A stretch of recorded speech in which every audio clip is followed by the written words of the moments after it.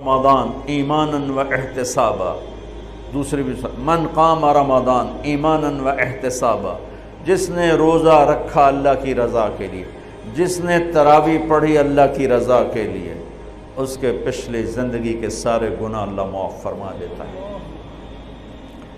رات کا قیام کسی امت کو نہیں ملا۔ دیکھو روزہ سخت تھا تو ان کا قیام اللیل نہیں تھا، چونکہ وہ اپنی کتاب پڑھ سکتے ہی نہیں تھے۔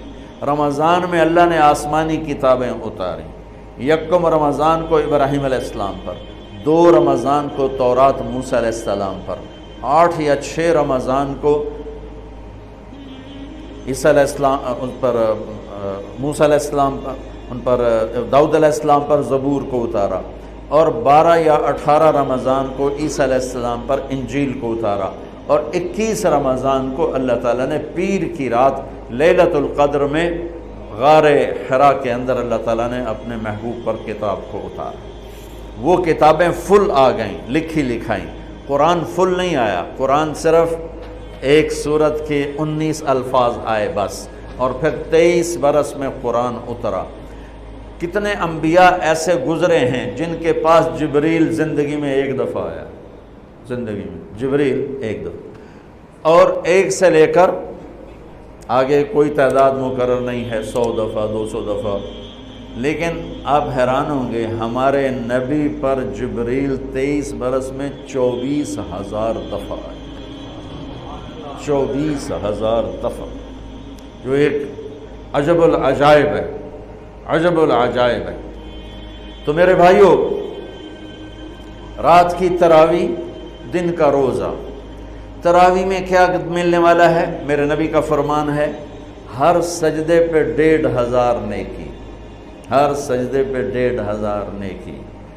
تھوڑی اپنی کاروباری مصروفیت گھٹاؤ، اپنی کاروباری مشقت گھٹاؤ، اپنے ملازموں کی بھی مشقت گھٹاؤ، تاکہ وہ تراویح پڑھ سکیں، روزہ رکھ سکیں، بشاشت سے پڑھ سکیں، اور اللہ کا فضل ہے ڈھیلے سے ڈھیلا حافظ بھی ہو تو 1.5 گھنٹے میں سارا کچھ نمٹ جاتا ہے۔ اتنی سی ہمت کرو میرے بھائیوں کہ افطاری میں تھوڑا کھاؤ۔ اگر تم پہلوانوں کی طرح شروع ہو گیا نا، پھر تو تم سے عشاء بھی نہیں پڑھی جائے گی، تراویح تم نے کیا پڑھنی۔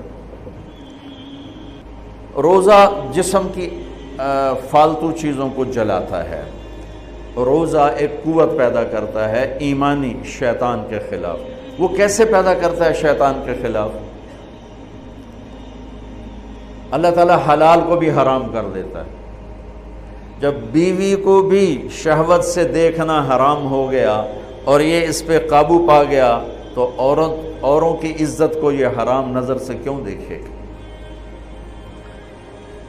جب یہ حلال کھانا چھوڑ گیا تو یہ جھوٹ کیوں بولے گا، یہ گالی کیوں دے گا، یہ غیبت کیوں کرے گا؟ جب یہ کان میں دوائی ڈالنا چھوڑ گیا کہ روزہ ٹوٹ جاتا ہے تو یہ اوروں کی غیبت کیوں سنے گا، اوروں کی برائی کیوں سنے گا؟ جب یہ آنکھ میں دوائی نہیں ڈالتا ہے کہ وہ حلق میں جاتی، وہاں سے وہ پیٹ میں چلی جاتی ہے، روزہ ٹوٹ جاتا ہے، تو یہ ان آنکھوں سے غلط کیوں دیکھے گا؟ یہ غلط کیوں کسی کی عزت کے اوپر اپنی بددیانت نظر کو ڈالے گا؟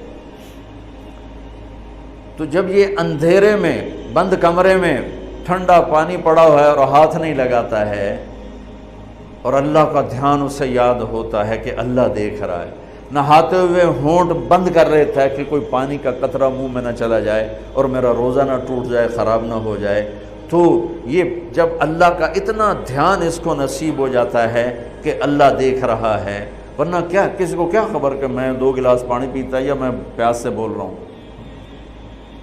تو جب وہ اللہ کو اتنا اپنے دھیان میں لے آتا ہے کہ اللہ دیکھ رہا ہے، میں پانی نہیں پیوں گا، اللہ دیکھ رہا ہے، میں بیوی کو ہاتھ نہیں لگاؤں گا، اللہ دیکھ رہا ہے، میں کسی کی عزت پر بری نظر نہیں ڈالوں گا، اللہ دیکھ رہا ہے، میں کسی کی برائی نہیں سنوں گا، اللہ دیکھ رہا ہے، میں کسی کی برائی نہیں کروں گا، تو پھر جب یہ بازار میں جائے گا تو جھوٹ تو نہیں بولے گا، جب یہ تولے گا تو غلط تو نہیں تولے گا۔ ہاں یہ الگ بات ہے، بہت سے مجھے ملے کہ جب بس رمضان میں جھوٹ چھوڑ دیتے ہیں، اس کے بعد پھر شروع ہو جائے گا۔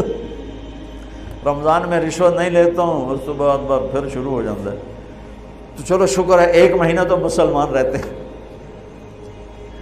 اچھا اس کی وجہ کیا ہے کہ رشوت خور کہتا ہے جی رمضان میں نہیں جی نہیں، رمضان میں جھوٹ نہیں بولنا، رمضان میں صحیح تولنا ہے، رمضان میں غلط نہیں تولنا ہے۔ کیوں؟ شیطان قید ہو جاتا ہے۔ رمضان میں نمازی کیوں بڑھ جاتے ہیں؟ شیطان قید ہو جاتا ہے۔ کسی امت کو یہ نہیں ملا کہ رمضان میں شیطان قید کیے جائیں، اس امت کو ملا رمضان میں شیطان قید ہو جاتے ہیں۔ کسی امت کو یہ نہیں ملا کہ رمضان میں جہنم کے دروازے بند ہو جائیں، اس امت کو ملا ہے رمضان میں جہنم کے دروازے بند ہو جاتے ہیں، جنت کے دروازے کھل جاتے ہیں۔ کسی امت کو یہ نہیں ملا کہ ان کے لیے ہر مخلوق دعا کرے، رمضان کے مہینے میں اس امت کو یہ ملا ہے کہ ان کے روزہ رکھنے والوں کے لیے چونٹیاں بھی دعا کرتی، پرندے بھی دعا کرتے ہیں، مچھلیاں بھی دعا کرتی ہیں، ہوائیں دعا کرتی ہیں، ہر شے دعا کرتی ہے روزہ رکھنے والے کی۔ اس امت کو ملا۔ کسی امت کو یہ نہیں ملا کہ آخری رات ان کی سب کی بخشش ہو جائے، اس امت کو ملا ہے کہ رمضان کی آخری رات سب کی بخشش ہو جاتی۔ کسی امت کو یہ نہیں ملا کہ جنت کی حوریں انہیں روزوں میں یاد کریں، اس امت کو ملا ہے کہ اللہ تعالیٰ جنت کو کہتا ہے کہ تو تیار ہو جا، میک اپ کر لے، میرے بندے آ رہے ہیں، دلہن بن جا، سج دھج کے مجھے دکھا دے تاکہ میں اپنے بندوں کو پیش کروں تحفے کے طور پر۔ یہ ہے تمہاری بھوک کا بدلہ، یہ ہے تمہاری پیاس کا بدلہ۔ بھوک پیاس، یہ ایک لغت کی بات یاد آ گئی۔ جس گھوڑے کو جنگ کے لیے تیار کیا جاتا تھا، جیسے آج بھی جن گھوڑوں کو ریس کے لیے تیار کرتے ہیں، انہیں تھوڑا کھلاتے ہیں، انہیں زیادہ بھگاتے ہیں۔ اور ہمارے بھی بچپن میں جب گھوڑوں کا دور تھا، ہمارے والد صاحب کے پاس ماشاءاللہ گھوڑے ہوتے تھے بڑے خوبصورت، تو ان گھوڑوں کو جب وہ تیار کرتے تھے سواری کے لیے تو پہلے ویسے ہی بھگا رہے ہوتے تھے۔ 2-4 جو ماہر لوگ تھے آج بھی میری نظروں میں آ گئے ہیں، اب تو سب قبروں میں چلے گئے، تو وہ گھوڑے کو بھگا رہے ہیں۔ میں کہتا ہے ایویں انہوں بجائی جاندے نے کی چھوٹے چھوٹے بالکل، اور پھر اس کے پیچھے نا ایک لکڑی وزن دار ڈال کے پھر اس کو خود اس لکڑی پہ بیٹھ کر پھر اس کو بھگا رہے ہیں۔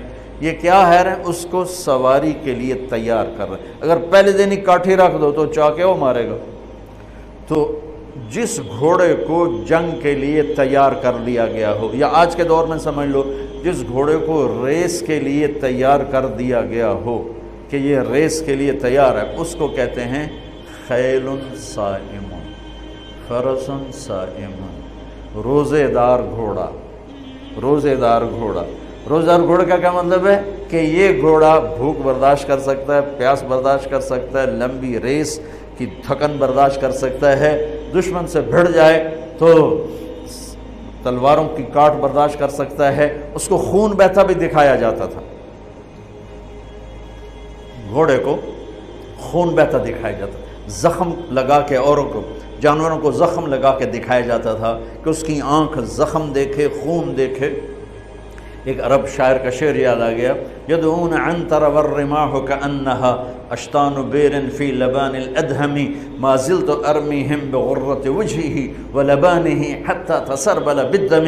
کہ میں نے آج وہ کر کے دکھایا کہ دشمن کے خون سے میں نے بھی کپڑے پہنے اور دشمن کے خون سے میرے گھوڑے نے بھی کپڑے پہن لیے، یعنی دونوں ہم سرخ سرخ ہو گئے، خون آلود ہو گئے، کہ میرا گھوڑا بھی سارے کا سارا پوری شلوار قمیض ہی اس نے خون کی پہن لی تھی۔ اس کو کہتے تھے خیل فرس صائم۔ تو یہ روزہ ہمیں جنگ کے لیے تیار کرتا ہے۔ کون سی جنگ؟ شیطان کے خلاف۔ اور دوسرا کہتے تھے سامت الریح۔ عرب میں ہواؤں کے جھکڑ بہت چلتے تھے، طوفان بہت آتے تھے، تو وہ اس میں بہت پریشان ہوتی تھی۔ ہمارے ہاں مئی میں بہت زیادہ آندھیاں چلتی تھی، جب درخت بہت ہوا تو درخت ہی کاٹ کے رکھ دیے، درخت بہت ہوا، آندھیاں بہت چلتی تھی۔ اب تو بہت کم ہو گئیں برائے، پھر بھی مئی میں کچھ نہ کچھ چلتی ہیں۔ تو جب وہ چلتی ہے تو ایک مصیبت بن جاتی ہے، تو جب وہ کھڑی ہوتی ہے تو سکھ کا سانس آتا ہے۔ تو جب وہ ہوا کے جھکڑ بند ہوتے تھے تو عرب کہتے تھے سامت الریح، شکر ہے ہوا نے روزہ رکھ لیا، یعنی ہوا تھم گئی۔ اب اس کو یہاں فٹ کیسے کیا ہے علماء نے کہ انسان کے اندر نافرمانی کے جھکڑ چلتے ہیں، جھوٹ کے، ظلم کے، بدکاری کے، فحاشی کے، نشے کے، سستی کے، رشوت کے، بار بار نام لینے سے بھی طبیعت خراب ہوتی ہے۔ نافرمانی کے طوفان اٹھتے ہیں۔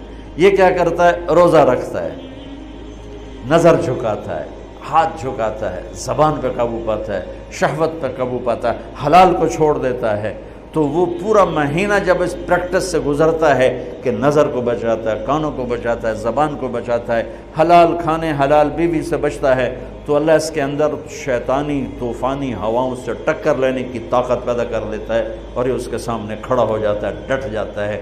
لیکن چونکہ ہمارا روزہ شکر ہے فرض جو رکھتے ہیں ان کو مبارک ہو، بہت مبارک ہو۔ جو میرے بھائی سست ہیں اللہ کرے وہ بھی رکھ لیں کہ یہ بہت بڑا سرمایہ ہے، بہت بڑی دولت ہے۔ اللہ تعالیٰ یہ ہمیں نصیب فرما دے کہ رات کی تراویح اور دن کا روزہ، یہ اس کے اندر ایک طاقت پیدا کرتا ہے شیطان سے ٹکرانے کی اور